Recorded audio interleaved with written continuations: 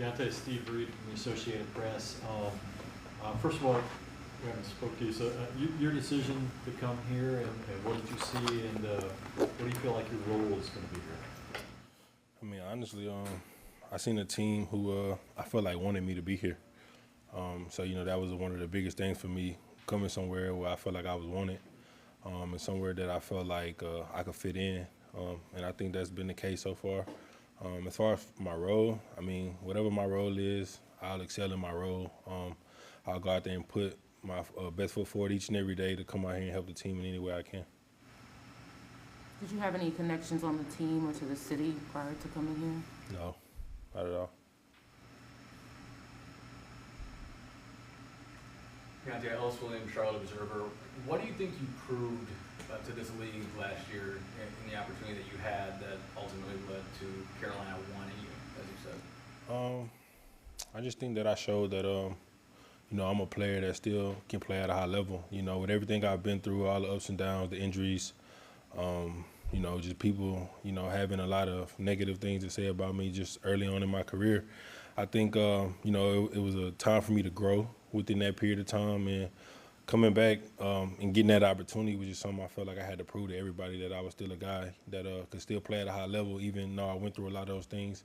And the reason why I felt so strongly about that was because of the maturity level that I was able to grow to with going through all of those things. So, following it up, opportunity comes to those who are ready for the moment also. So can you peel back the curtain a little bit on what your off seasons have been like leading up to last season, to which you were able to then capitalize? Yeah, I mean, I'm just working out every day, just trying to, stay ready for a call. I remember one of the last conversations I had with my dad, he was just telling me pretty much that, he felt like I could still play at a high level, which I felt that way too. But, coming from him, it was like, one of those things that, kind of helped me stay focused, even though things wasn't going my way at that time. And before he passed away, I told him that any opportunity that I got from last year, I would take it, because like at a certain point in time, I felt like it was over with. I felt like a lot of people counted me out. So I felt like, I didn't know what was next, but I had to stay ready because I had gave him a commitment. I told him that, if anything came, that I would be ready to take that. So, like I said, I had to stay ready, and that's pretty much what it was. Just a lot of running, a lot of, just staying in shape pretty much. You can't really prepare for the game of football. I don't think you could do is try to be as in shape as possible.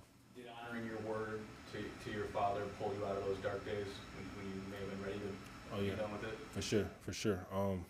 I never was ready to be done. I just felt like that was the case. I just felt like that was next for me. So I was trying to figure out what was going to be my next step, what was I going to do next. But I didn't ever want to get away from football because that's what I love so much, And I always, like I said, I always felt like if I got an opportunity that I could produce at a high level. So, my opportunity came, and I feel like I was able to show that, everything I had been telling my family and friends. Do you think with you and Christian back there, and of course Chubby too, you feel like that's a good mix of different players with different talents, being a little bit bigger back than Christian? I definitely do. Our coach actually sent us this thing yesterday about, like our college stats kinda, and I didn't know that all of us had like 2,000 yards at some point in college. So that was kind of crazy. I didn't know that everybody was able to, eclipse that type of, level in college, and I think that's great. You know what I mean? So definitely a lot of talent in the room, definitely a lot of great guys, and I definitely feel like, we keep, helping each other with this offense and keep talking and learning with each other. I definitely think that we could come out there and be a great group. Deontay, what have Scott Fowler from the Charlotte Observer? What have been your first impressions after a few weeks with Christian McCaffrey of Christian? I mean, he's a great guy. When I came in, he was welcoming. He came up to me and just told me he was excited for me to be here.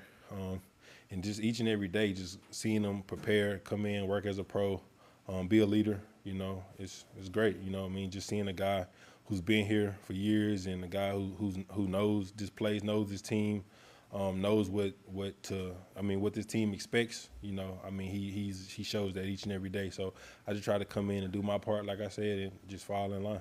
Deontay, Joe Person with The Athletic along those lines, he's a guy that doesn't come off the field a whole lot, or hasn't, except for the case of injuries. Do you think you'll get an opportunity, have they talked to you about, kind of giving him a blow and you getting your reps too? I mean, honestly, I don't know. I feel like they brought me in for some reason, so obviously, I'm assuming that could be the case. But again, like I said, whatever my role is on the team, I will excel in my role, and whatever it is, I put my best foot forward each and every day. Deontay, Steven Toronto Riot Report. You came here from Tennessee, which was the #1 seed in the AFC playoffs last year, AFC South champions, division champions. This team has been in transition. It's been a couple of years since they've made the playoffs. Do you feel a responsibility to show that example of what it takes to be a playoff contender and try and instill that kind of mentality in this locker room? Definitely. I think every guy in this locker room understands the goal at hand, and what we want to accomplish. So I think it's more so of just everybody getting on the same page and going out there each and every day, learning, getting better, trying to figure out ways to be better than we were before.